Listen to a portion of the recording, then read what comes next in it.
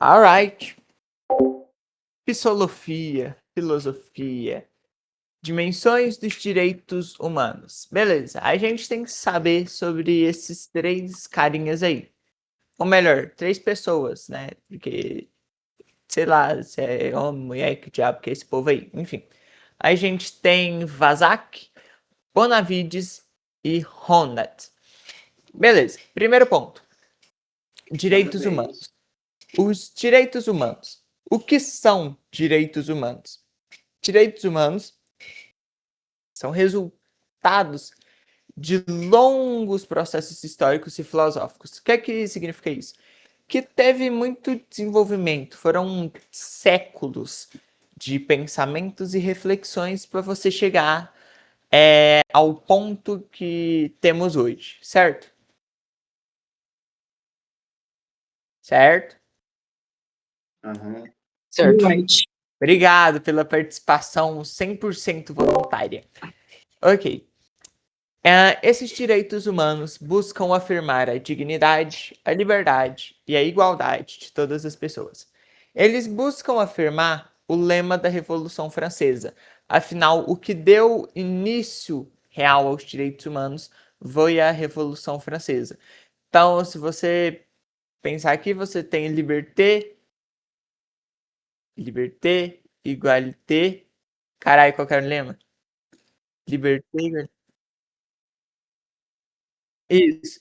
Liberdade, fraternidade e igualdade. Aqui não tem fraternidade, mas tem dignidade. Porque fraternidade é você tratar o outro bem, de forma digna, ou seja, dignidade.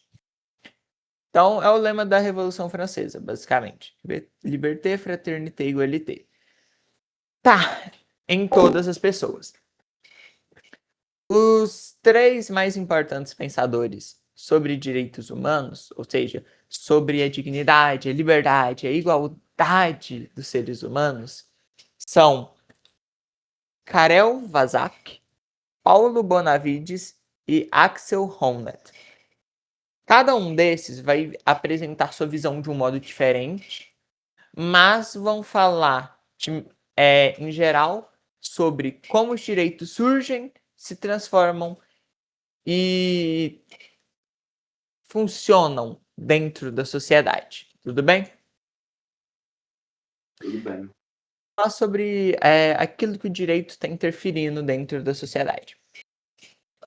O jurista Karel Vazak é o primeiro a ser abordado aqui.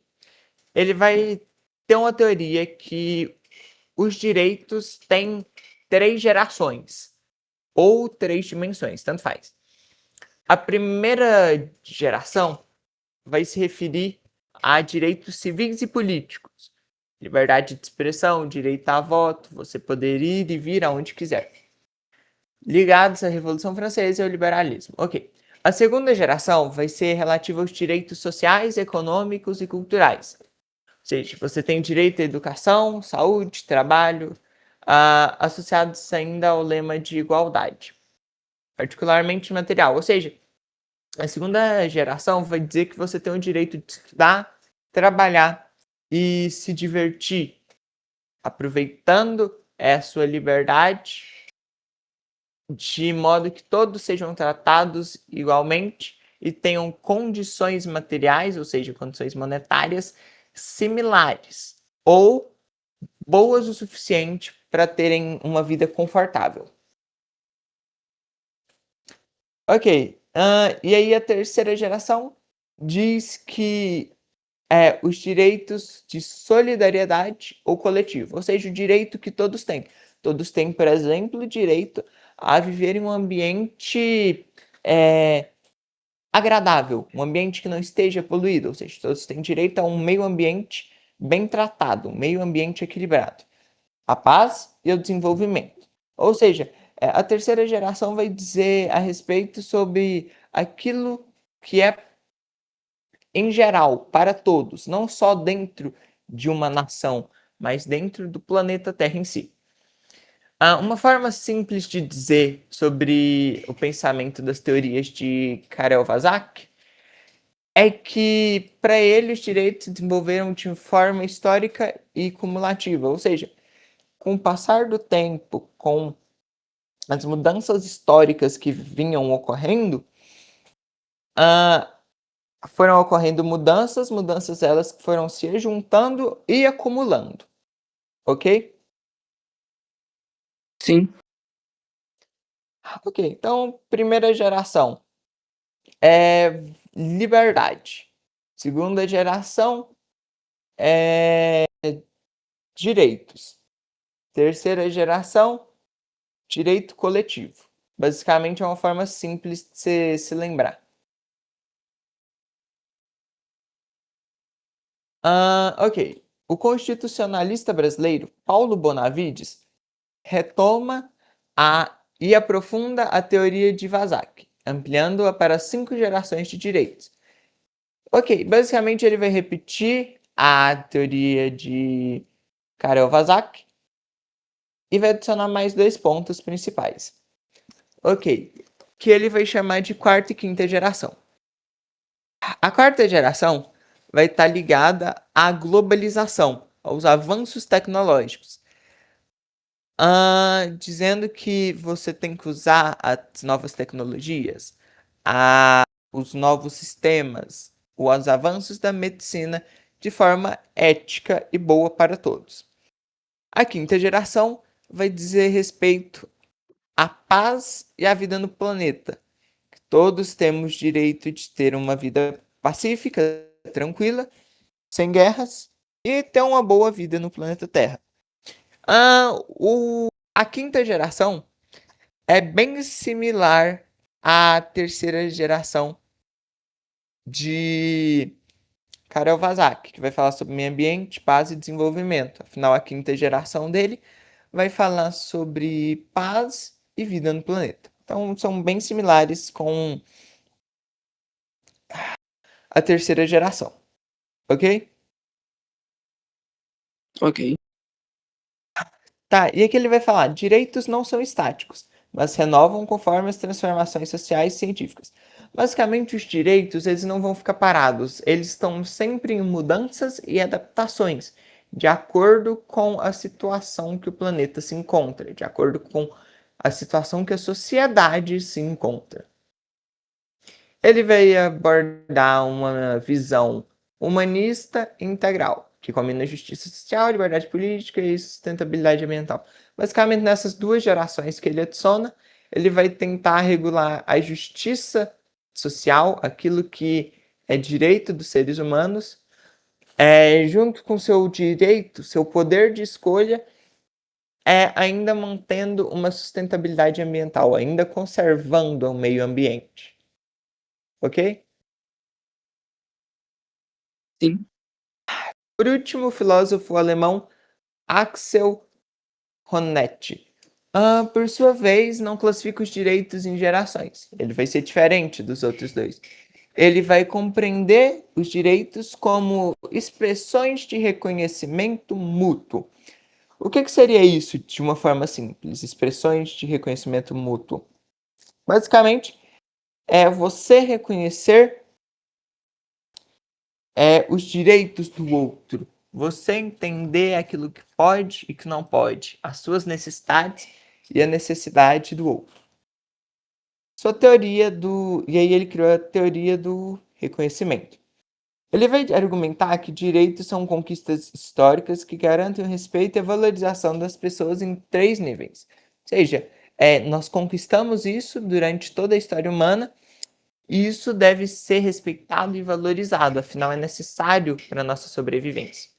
Primeiro é o amor nas relações afetivas e familiares, ou seja, dentro das suas relações, seja dentro da família, pai, mãe, irmãos, ou com pessoas além da sua família, amigos, namorados, sei lá, tem que ter esse direito ao amor.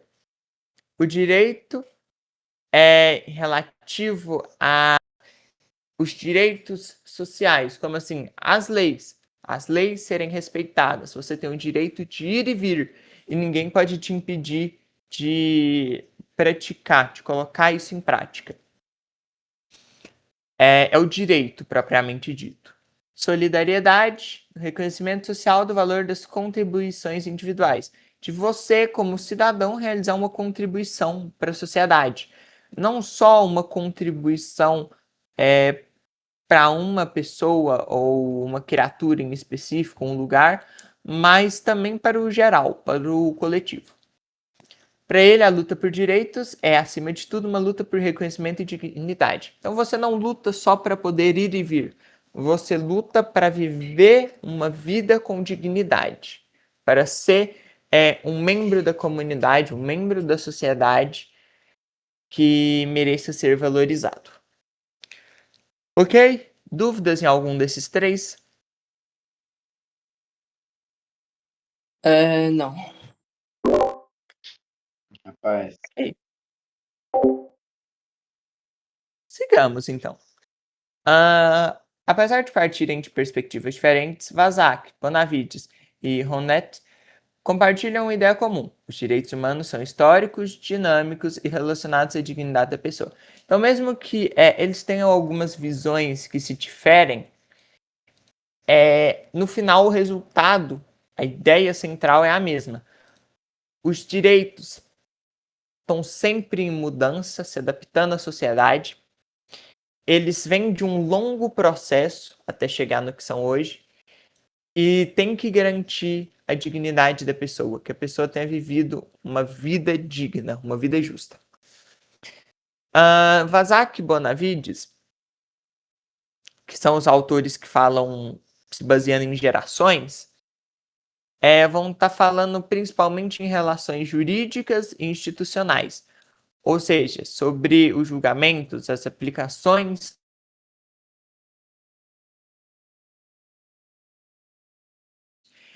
Ronet enfatiza a dimensão moral e social do reconhecimento, ou seja, ele vai falar sobre o ser humano em si, a pessoa compreender seus direitos e deveres e aplicar isso de maneira ética sem necessariamente estar sendo julgado e observado por uma instituição governamental.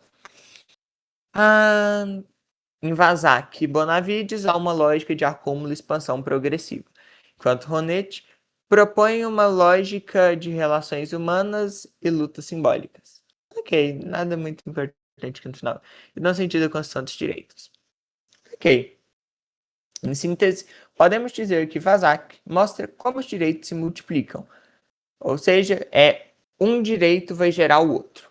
Bonavides explica como eles se renovam, como um direito vai fazer com que as pessoas percebam algo que pode ser mudado e melhorado num direito anterior e realizar essa inovação. Enquanto Ronet revela por que eles são necessários, por que os seres humanos precisam desses direitos e deveres. Ok. Tá aqui tranquilo? Então os três falam que o direito demora pra tudo pronto certinho, mas dá certo. Por aí, nessa fita. Tá? Esse outro texto aqui é uma espécie de reescrita desse daqui, só que mais resumida. Então é bom dar ele para dar uma lembradinha. Dignidade humana constitui sentimento profundo de respeito por si mesmo e pelos outros. Então, enquanto aqui no topo a gente fala direitos humanos são resultado de longos processos histórico e filosófico que buscam afirmar dignidade, liberdade e igualdade, aqui fala que dignidade constitui o sentimento profundo de respeito por si mesmo e pelos outros. Basicamente, os direitos humanos e a dignidade humana são quase como a mesma coisa, afinal eles vão se relacionar aos direitos e deveres que vão garantir que você tenha uma vida digna e que os outros também tenham uma vida digna. Uma vida digna é respeito. Que filosófico. Fundado no reconhecimento de que todo ser humano possui atributos que o elevam acima de todas as demais formas de existência. Ou seja, todo ser humano, independente de qualquer fator, é superior às outras formas de vida, como, sei lá, um gato, um passarinho, por exemplo. Discordo parcialmente. Não acredito que, por exemplo, um vagabundo, traficante, tenha o mesmo direito que um cachorro. Um cachorro tem que ter muito mais direito que um vagabundo. Sigamos. Essa dignidade. Hã? Não dá. Essa dignidade é inalienável. Mesmo o mais pobre, degradado ou viciado dos homens, seja ele degenerado, fudido do jeito que ele for, permanece digno enquanto ser humano, merecendo respeito e consideração. Então não importa se o cara é um traficante, vende droga, fudeu a vida de 500 pessoas, vive chapado, matou, estuprou 500 pessoas, matou crianças, não importa. Ele é um ser humano, ele merece respeito, amor e consideração. Ah, tomar no cu. A eventual indignidade de suas ações não anula a dignidade essencial que lhe pertence por natureza. É o contrário do nosso pensamento de que bandido tem que se fuder e tomar no cu. Pensem nisso. Ah, que lindo! Da dignidade decorre a igualdade humana, pois todos os indivíduos compartilham a mesma essência racional e livre, independentemente de diferenças sociais, econômicas, étnicas, culturais ou religiosas. Então, independente de qualquer fator que diferencie você do seu colega ou mesmo do seu inimigo, vocês são seres humanos que merecem dignidade e liberdade. Oh, têm os mesmos direitos. Ah, permanece como ideal ético e político, indispensável a convivência justa e solidária. Então, isso, em geral, tudo que a gente falou é um ideal ético e político que é necessário para uma convivência respeitosa. A justiça, por sua vez, consiste no dever moral de atribuir a cada um o que lhe é devido. É a base insubstituível das relações humanas. Então, justiça é dar a cada um aquilo que ele é capaz de fazer e lidar com, de modo que ele realize essa sua tarefa, e quando todos realizam os seus deveres, todos cumprem a sua justiça, temos ali um equilíbrio e uma sociedade justa, uma sociedade digna. Sem justiça, a vida social degrada-se em hipocrisia e em latrocínio organizado. Então, sem justiça, os seres humanos não têm nada que os limitem, que os regulem, gerando assim uma sociedade problemática, para dizer o mínimo. Sociedade como se você vivesse numa favela no Rio de Janeiro. Por isso, uma das mais altas missões da educação é cultivar, pela palavra e pelo exemplo, o senso de justiça como valor essencial à vida coletiva. Então, o dever da justiça é fazer com que todos sejam educados o suficiente para cumprir a sua justiça e a justiça do outro, sem ferir a dignidade própria ou a dignidade alheia.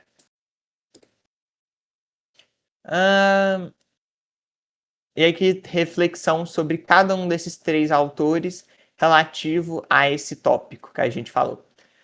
Vazac, na sua teoria das três gerações, inspirada na Revolução Francesa, mostra que, com o passar do tempo e o desenvolvimento dos direitos, um direito gera outro, e eles vão se multiplicando e acumulando, onde um se adapta ao outro. Nenhum exclui o outro, mas eles se adaptam uns aos outros. Bonavides, com a sua teoria de mais duas gerações, adicionais à teoria de Vazac, vai falar que os direitos humanos vão estar se renovando. Um vai adicionar algo ao outro, e desse modo eles vão estar se complementando e fortalecendo. E nisso a sociedade ganha uma consciência no cumprimento de seus deveres. Honneth basicamente vai afirmar que esses direitos são necessários porque todos conhecem esses direitos, então todos vão segui-los. Sem esses direitos não tem autonomia, não tem respeito.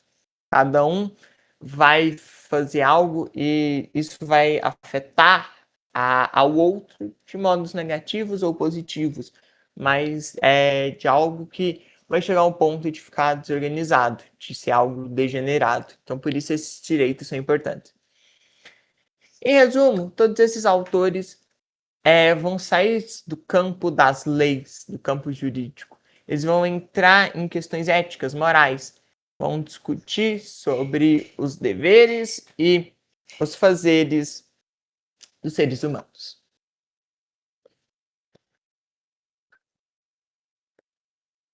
Palmas, acabamos.